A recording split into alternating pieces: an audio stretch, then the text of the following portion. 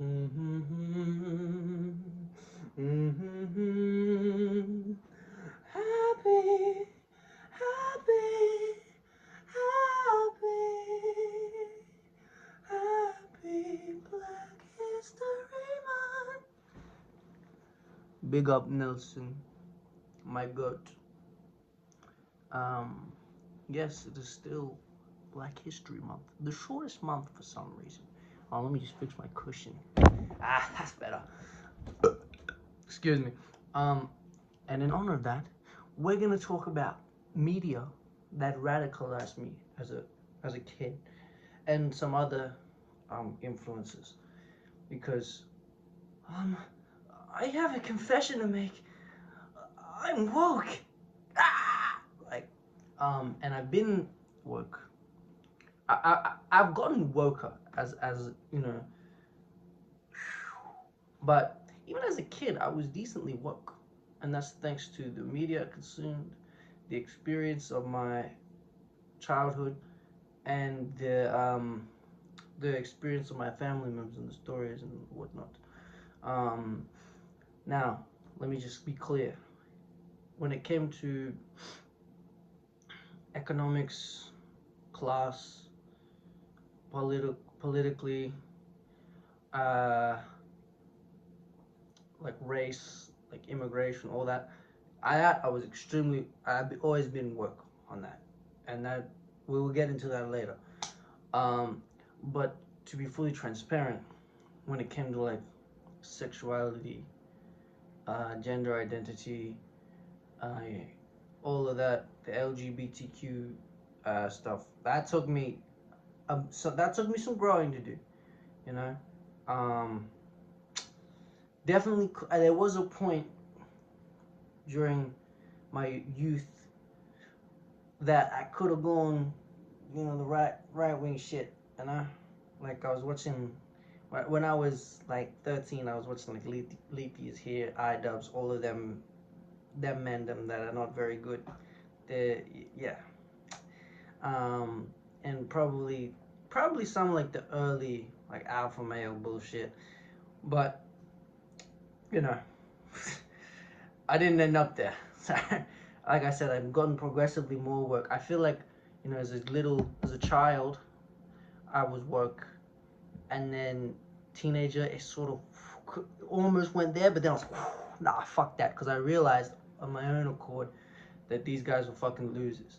So, yeah, but it took me a while for the different genders, the different sexuality to really uh, wake up to that.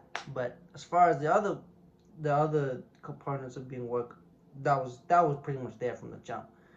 Um, and let's go with the first uh, piece of media I would like to talk about that radicalized me. Because let me be clear, I'm not uh, a Democrat. If I was in America or in Australia, it's Labor. I vote Labor, but I don't like a lot of the shit they do because I don't think they're doing enough. Um, they're basically fences with a little bit of elements of socialism. So I, I'm much more of a leftist. That's what I would consider myself. Or I don't know. I just believe in like we should be governed by empathy instead of economics, capitalism. That shit is. And before some idiot is like, oh, well, communism doesn't work. First, that's not really what I'm advocating for. But we could use some more socialist elements, and socialism, communism doesn't work. One, because the cons that are the examples, like Stalin, fucking dictator, Mao, dictator. Dictatorships don't work. Period. Doesn't matter if they're capitalistic or communist, socialist. It doesn't fucking matter. Or the ones like Thomas Sankara, who was improving his country with socialism, he got fucking assassinated. So like, it's never had a proper chance to work. And also, capitalism doesn't work. It works for a select few, like the top of the pyramid, and it works if you're fit into the category of at least if we're talking Western capitalism. the category of like white supremacy. You gotta be a man, you gotta be white, and you gotta be rich as fuck. That's who capitalism works for. Anyone else, not so much. Because they're intertwined. White supremacy, capitalism, they're intertwined in the West. We're gonna use that.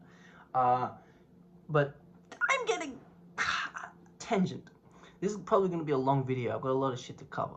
Now, first one. Speaking of capitalism, robots. What a great movie. And I think even as a kid, like obviously I didn't get it fully, but even as a wee little baby, I definitely got sort of what I was trying to say. You know, it's to do with like healthcare, economic status. The whole thing is like this one company fucking basically has 95% of the wealth, and they show how flawed that system is for a lot of people, especially Bender, because he was gonna be fucking wait, is his name Bender? It's been a while since I've seen it. No, Bender's from Futurama. Either way, the red robot, fucking. Oh, wait, let me look it up. I need to know his name. Robots. Cars. I didn't rewatch any of this stuff for. Oh, it's Fender. Ah, that's what confused me. Bender's from Futurama. Fender. Yeah. Anyway, he would literally go to the scrap heap if, because he can't afford like the one little thing he needs to be fully functional. I think the allegory of robots is quite good, because like it's literally they're made out of parts, and like, you know, one of those parts, you're a dud basically. So, you know, it's a commentary on the like how economics influence the healthcare system, as well as the companies will like try and sell, or not even just healthcare, just like general consumerism. Like they want you to buy the newest thing because it benefits them. They're gonna advertise it like you need it, even though you don't. And there also is basically a police state. Like the only cunts who have like the law enforcement are the elite, the big co, whatever the fuck they're called.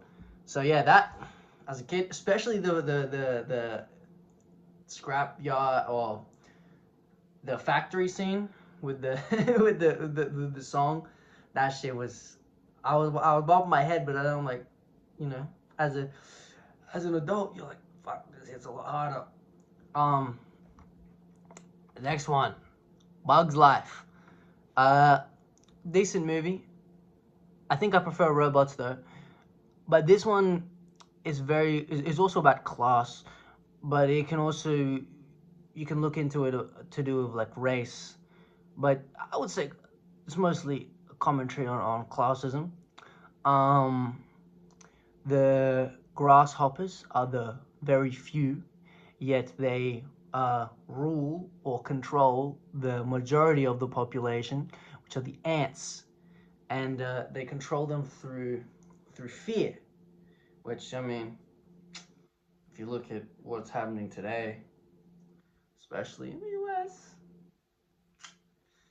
it's not hard to make the connection. But the ants eventually stand up for themselves, because they realize they are many, and they are fighting.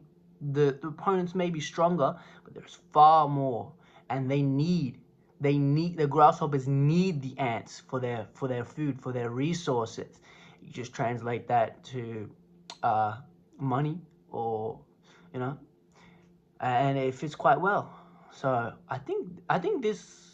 I mean, robots' messaging is very clear, and so is Bug's Life. You don't really need to have much media literacy to fucking to see what they're trying to get at, you know. But you know, you just translate it, so like, oh, the workers. It's good that they use ants. Actually, that was what I was trying to say, because ants are synonymous with like workers. You have worker ants, soldier ants, all that shit. And them representing the working class, it just makes sense. They're ants. So that's the second piece of media. Next one, Justice League and Justice League Unlimited.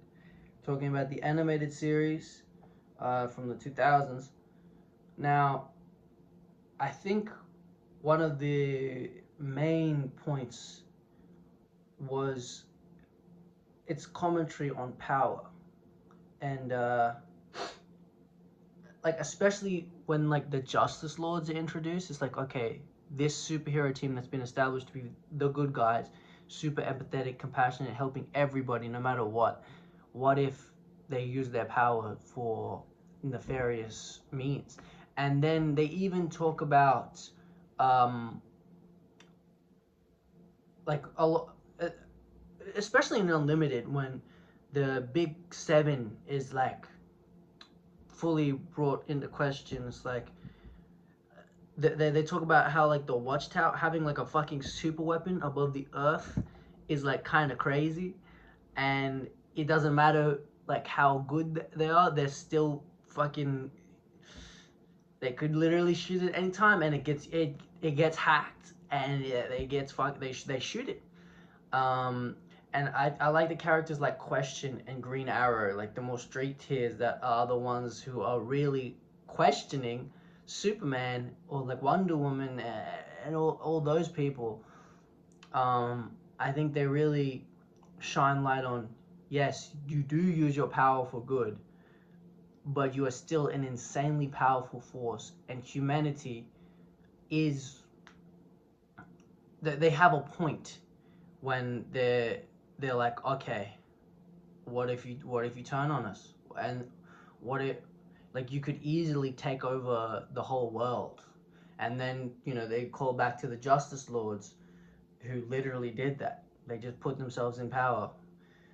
So yeah, a lot of these pieces of media have very distinct themes that all kind of like gel and stacked up my radicalization. Like Robots is about capitalism, classism, uh, the disparity of like healthcare, and then Bugs Life is also about classism, bit of racism in there, and like working class labor. Then Justice League very much themed around power, like whether it's the villains, the superheroes, questioning absolute power. So yeah, Justice League, phenomenal fucking show. Love that shit.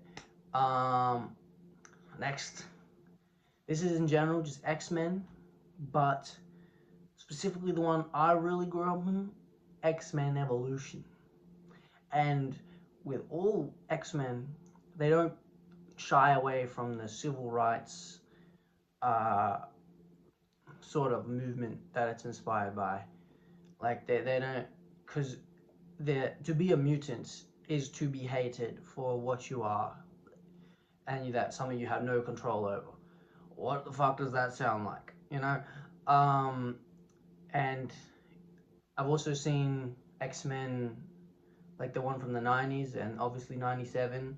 I've seen Wolverine in the X-Men. That one is okay. Uh, but X-Men Evolution, uh, I think it tackles the themes very well, especially when they do shit like on like to do with the sewer, how like these mutants are so ostracized that they have to live in the sewer. You could you could.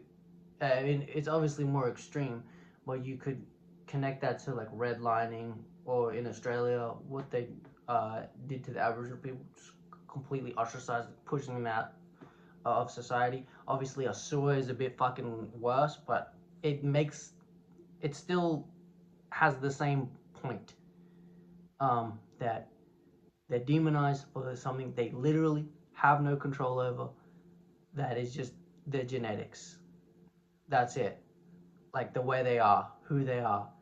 And a lot of the show is about accepting that, especially with Rogue, because like the first season, Rogue really doesn't like that she's a mutant, and she kind of pushes away the X-Men, and it takes great empathy and compassion for her to fully embrace herself.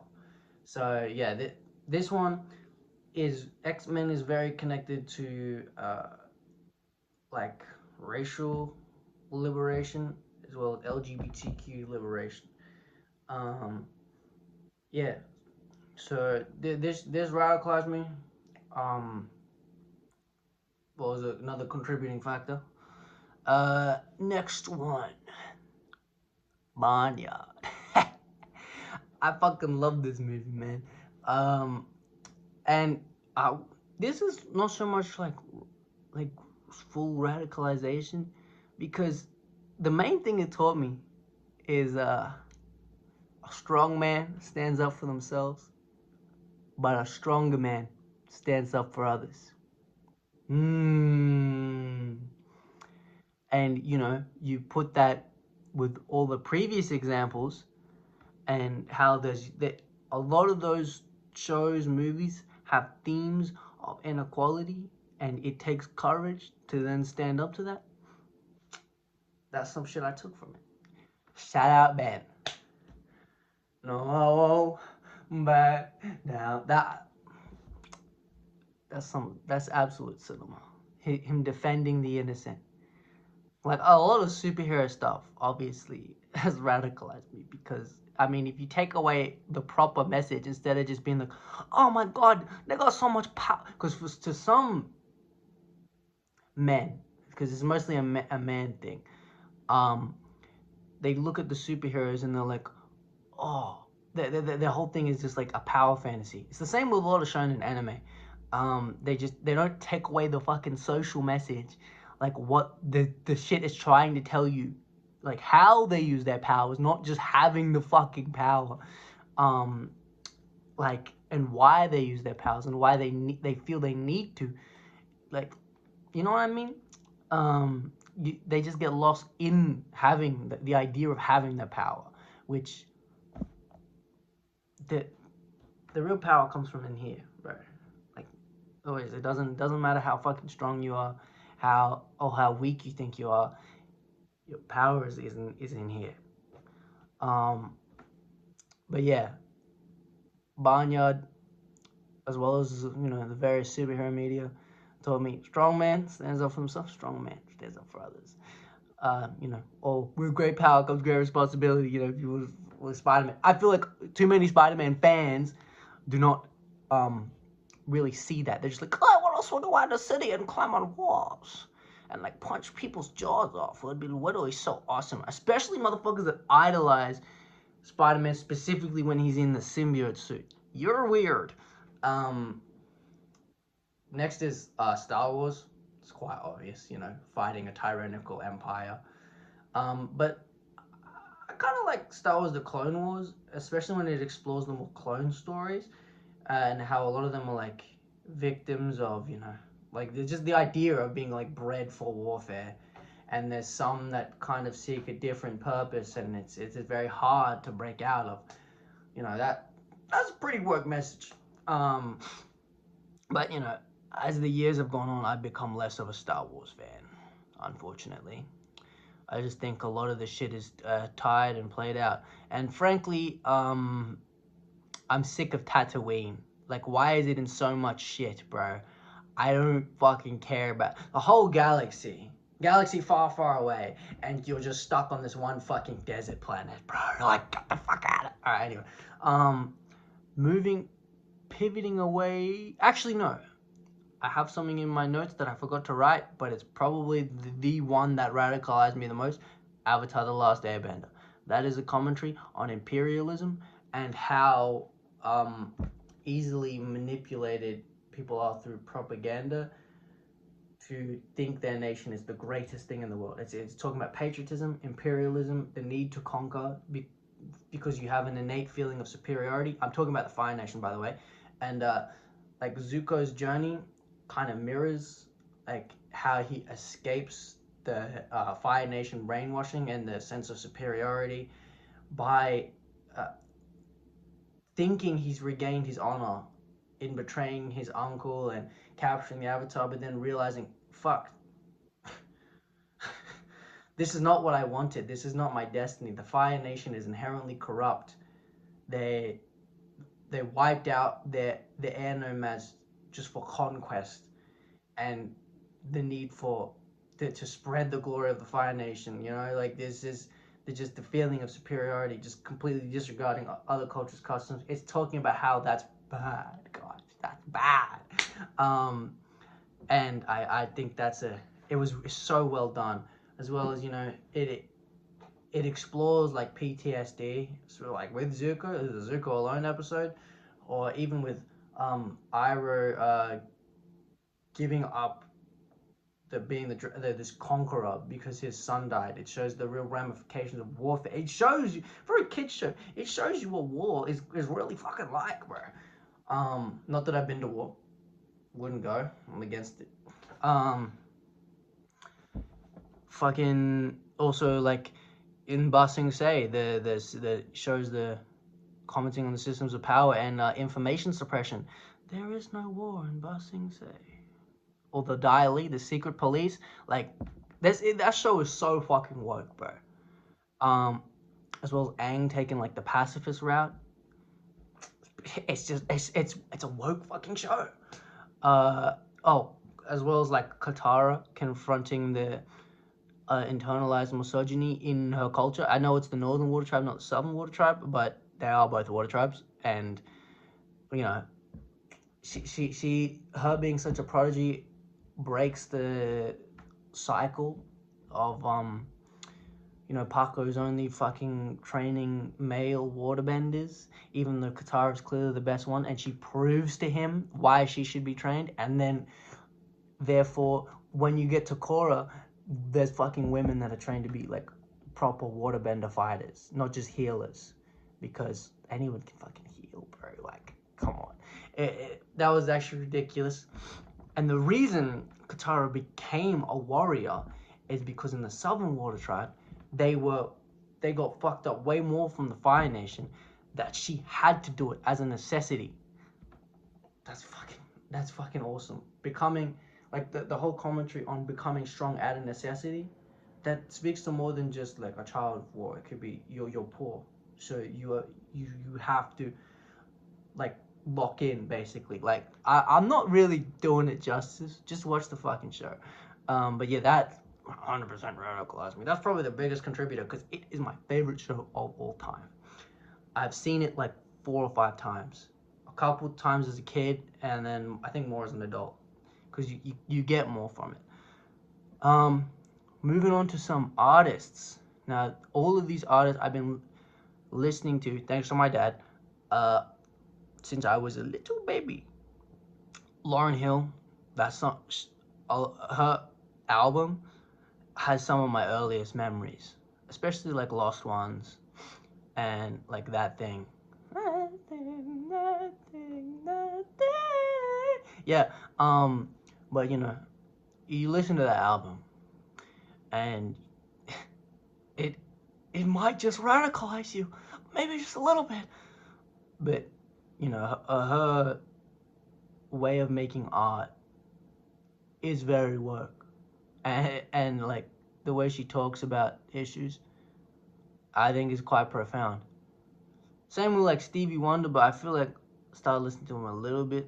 No, my dad would have been playing some Stevie Wonder, but he, especially a lot of his stuff from like the 80s, that shit is fucking hella work. Another one, James Brown. He's in Robots, but you listen to Man's World. I listened to that very young, and you know, added a little bit of spice to the radicalization, you know. And I think I'm using the word radicalization too much. This is just becoming like, you know, not a piece of shit. I mean, there's probably some things that I've done that are shitty, but you know, grand scheme of things, thanks to all these pieces of media, I think I've become more woke. But yeah, James Brown, pretty much all of his music, like even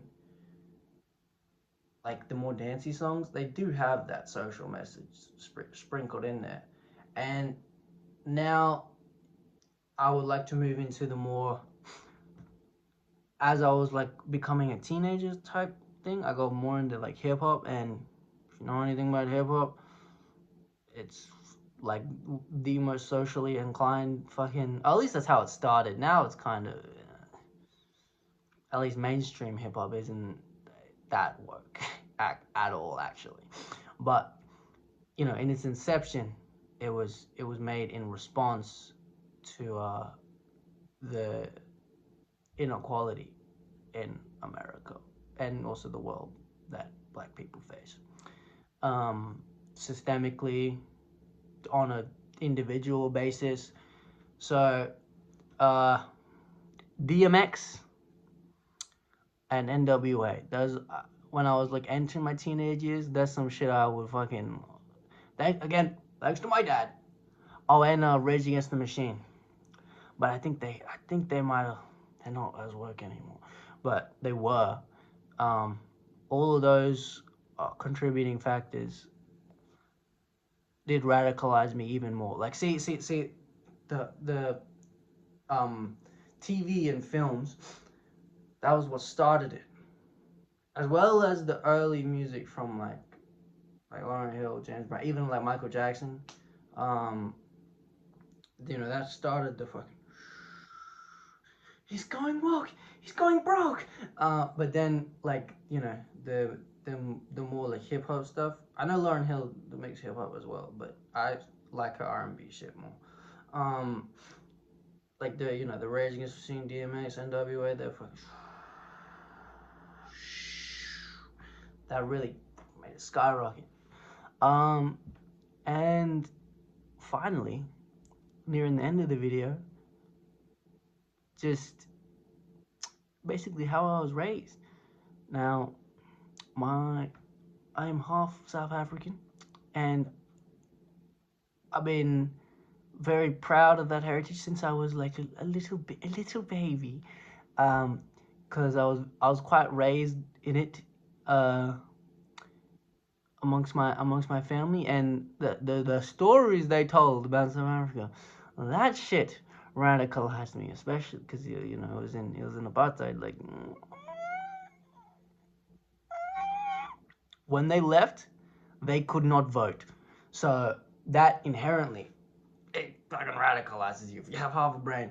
But literally some shit like uh it taught me a lot of things about the inequality that a lot of people face, and just like classism, racism, any of that, how class and race is interconnected, because in apartheid it was very fucking apparent.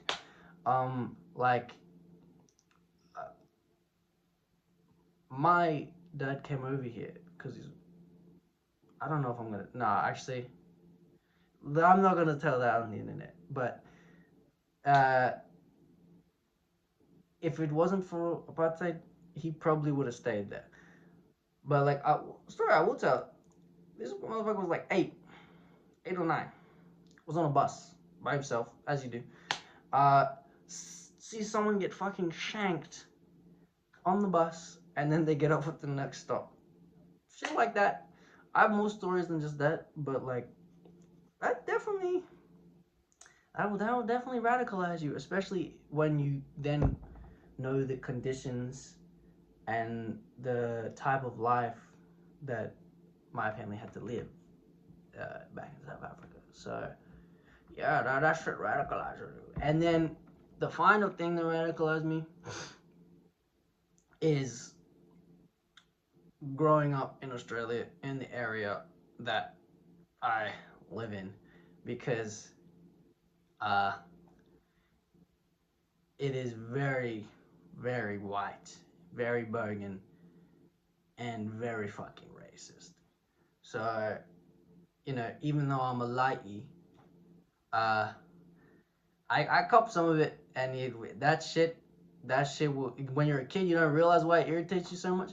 You get older, it fucking radicalizes you even more. Um, I don't think anyone should be harassed, bullied,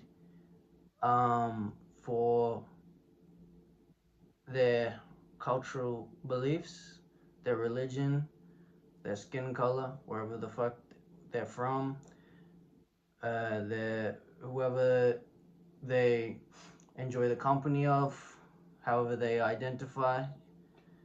And if you do bully or harass, make fun of someone for those reasons, you're a bit of a fucking coward. One could say a pussy.